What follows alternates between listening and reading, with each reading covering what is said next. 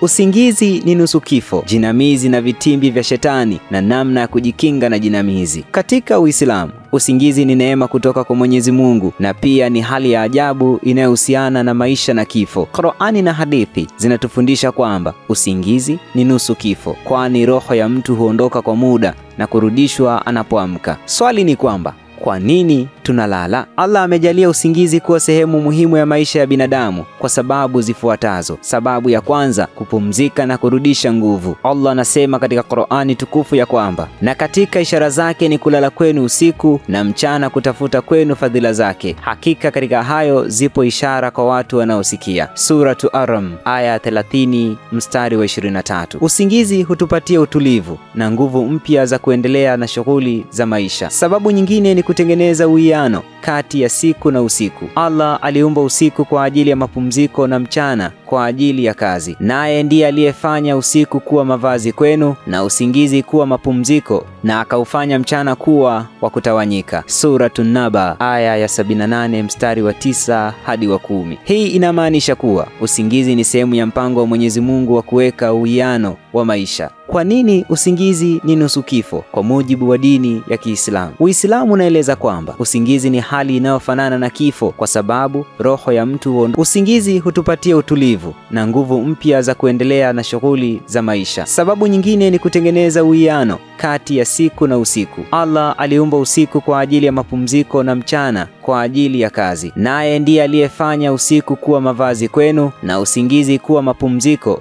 na akaufanya mchana kuwa wa kutawanyika. Suratun Naba aya ya 78 mstari wa 9 hadi wa 10. Hii inamaanisha kuwa usingizi ni sehemu ya mpango wa Mwenyezi Mungu wa kuweka uwiano wa maisha. Kwa nini usingizi ni nusu kifo? Kwa mujibu wa dini ya Kiislamu, Uislamu unaeleza kwamba usingizi ni hali inayofanana na kifo kwa sababu roho ya mtu huondoka kwa muda na kurudishwa anapoamka. Allah anasema katika Qur'ani tukufu ya kwamba Allah anazichukua roho za watu wakati wa mauti yao, na zile zilizokufa anazichukua wakati wa usingizi wao. Huzishikilia zile ambazo amezihukumia kifo na huzirudisha zingine mpaka muda uliowekwa. Hakika katika haya zipo ishara kwa watu wanaofikiri. Suratu Az-Zumar aya 39 mstari wa 42. Aya hii inaeleza kuwa kila tunapolala roho zetu huondoka kwa muda na kurudishwa pale tunapoamka, isipokuwa kwa wale waliokadiriwa kufa. Hadithi zinazoonyesha kama usingizi ni nusu kifo. Mtume Muhammad sallallahu alayhi wasallam alisema, usingizi ndugu wa kifo. Imepokelewa na Baihaq. Kwa hivyo kila tunapolala ni kama tunakumbushwa kuhusu kifo, na ndio maana Waislamu wanahimizwa kusema dua kabla ya kulala. Kwa kuwa usingizi ni nusu kifo, Waislamu wanafundishwa kusema dua kabla ya kulala ili kujilinda na madhara yoyote na kumshukuru Allah kwa uhai wao wanapoamka. Dua ya kusema kabla ya kulala: Bismika Allahumma amutu wa ahya, kwa jina lako Allah ninakufa na ninafufuka. Imepokelewa na Imamu Bukhari. Dua baada ya kuamka: Alhamdulillahi alladhi ahyana baada ma'amatana wa ilayhi nushur. Sifa njema ni za Allah aliyeturudishia uhai baada ya kutufisha, na kwake ndiyo marejeo. Imepokelewa na Imamu Bukhari na Muslim. Katikati ya usingizi kuna ndoto au njozi. Kwa nini tunaota ndoto? Kwa mujibu wa Uislamu, ndoto ni matukio yanayotokea wakati wa usingizi na yanaweza kuwa na maana kubwa, hasa zinapotoka kwa Mwenyezi Mungu. Katika historia ya Kiislamu, ndoto zimekuwa zikitumika kama njia ya ufunuo kwa manabii na watu waadilifu. Aina za ndoto kwa mujibu wa dini ya Kiislamu: Mtume Muhammad sallallahu alayhi wasallam aligawa ndoto katika makundi matatu.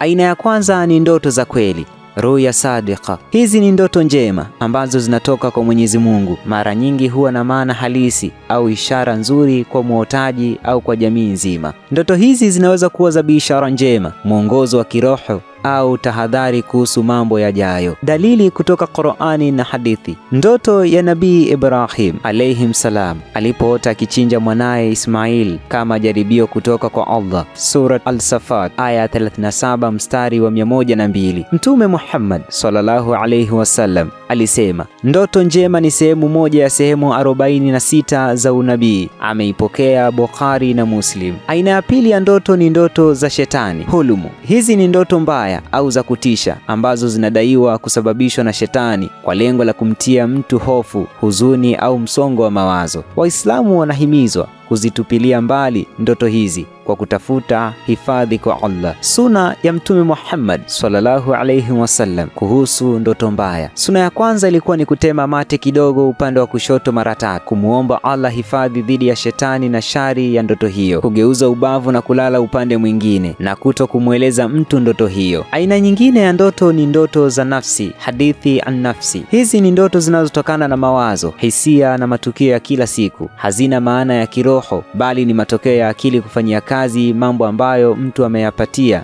au kuyafikiria. Tuangalie umuhimu wa ndoto katika Uislamu. Ndoto zina nafasi muhimu katika Uislamu kwa sababu zinaweza kuwa njia ya kupata biashara njema, mwongozo wa maisha au onyo. Hata hivyo, si kila ndoto inapaswa kufasiriwa moja kwa moja, na Mtume Muhammad sallallahu alayhi wasallam alionya dhidi ya kudanganya kuhusu ndoto. Hakika yule aliyedanganya kwa kusema ameota ndoto ambayo hakuota ataadhibiwa vikali siku ya Kiyama. Imepokelewa na Bukhari. Jinsi ya kufasiri ndoto katika Uislamu. Ndoto njema zinaweza kusimuliwa kwa watu wanaoaminika na wenye hekima. Ndoto mbaya zisielezwe kwa mtu yeyote, na badala yake mtu atafute hifadhi kwa Allah. Tafsiri ya ndoto inapaswa kufanywa na mtu mwenye maarifa ya Kiislamu, kama ilivyokuwa kwa Nabii Yusuf alayhi salam, aliyekuwa na uwezo wa kufasiri ndoto. Sura Yusuf aya 12 mstari wa 6. Katika usingizi kuna simulizi na visa vingi vikilitaja jinamizi katika usingizi na vitimbi vya shetani usingizini. Jinamizi katika usingizi kwa mujibu wa dini ya Kiislamu. Jinamizi ni ndoto mbaya zinazomtia mtu hofu au msongo wa mawazo wakati wa usingizi. Katika Uislamu, jinamizi yanaweza kuwa na asili tofauti, lakini mara nyingi yanaelezewa kama mojawapo ya hila za shetani kwa lengo la kumtia mtu wasiwasi na kumkatisha tamaa. Dalili kutoka katika hadithi. Mtume Muhammad sallallahu alayhi wasallam alisema, ndoto nzuri hutoka kwa Allah na ndoto mbaya hutoka kwa shetani. Hivyo basi, yeyote atakayeota ndoto mbaya na ateme mate kidogo upande wake wa kushoto mara 3 na ajikinge kwa Allah dhidi ya shetani, na asimwambie mtu yeyote kuhusu ndoto hiyo. Ikiwa atafanya hivyo, ndoto hiyo haitamdhuru. Imepokelewa na Bukhari na Muslim. Jinsi ya kujikinga na jinamizi katika Uislamu. Kwa kuwa jinamizi hutoka kwa shetani, Uislamu unafundisha njia mbalimbali za kujikinga nazo. Njia ya kwanza ni kusema dua kabla ya kulala. Mtume Muhammad sallallahu alayhi wasallam alihimiza Waislamu kusoma dua kabla ya kulala ili kujikinga na madhara ya jinamizi. Kusoma ayatu Kursiyu, sura Al-Baqara aya ya 2 mstari wa 255 inalinda mtu dhidi ya shetani. Suratu Al-Ikhlas, suratu Al-Falaq na suratu Nas. Kusoma hizi sura 3 mara 3 kabla ya kulala huleta ulinzi. Dua ya kulala. Bismika Allahumma amutu wa ahya, kwa jina lako Allah ninakufa na ninafufuka. Imepokelewa na Imamu Bukhari. Lakini kugeuza ubavu wakati wa kulala. Mtume Muhammad sallallahu alayhi wasallam alifundisha kwamba Muislamu anapaswa kulala kwa ubavu wa kulia, kwani ni sunna na inaleta baraka. Lakini pia kusafisha kitanda kabla ya kulala. Mtume Muhammad sallallahu alayhi wasallam alisema, mmoja wenu anapokwenda kulala na apanguse kitanda chake kwa ndani kwa kutumia sehemu ya nguo yake, kwa kuwa hajui nini kimeingia humo baada yake. Imepokelewa na Imamu Bukhari na Muslim. Katika Uislamu, jinamizi yanaelezwa kama hila za shetani zinazolenga kumtia mtu hofu na kumvuruga kiakili. Ili kujikinga nazo, Waislamu wanahimizwa kusoma dua kabla ya kulala, kutokueleza ndoto mbaya kwa mtu yeyote na kutafuta hifadhi kwa Allah wanapokumbwa na jinamizi. Suna za kulala kama vile kusoma ayatu Kursiyu na kulala kwa ubavu wa kulia ni njia madhubuti za kupata ulinzi wa Allah dhidi ya hofu za usiku. Imeandaliwa nami Sheikh Ibrahim Rajab. Wabillahi tawfiq. Assalamu alaikum wa rahmatullahi wa barakatuh.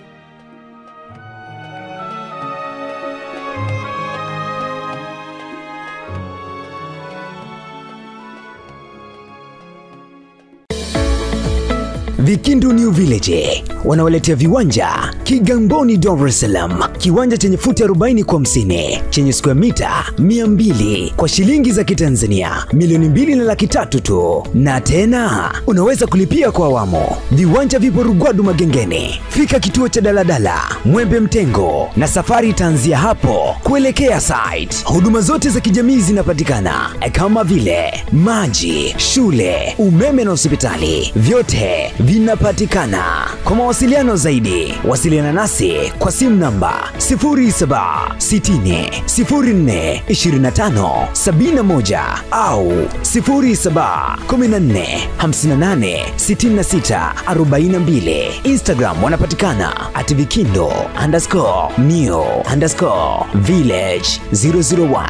Ukiwaza kiwanja, waza Vikindo New Village. Kiboko kabisa.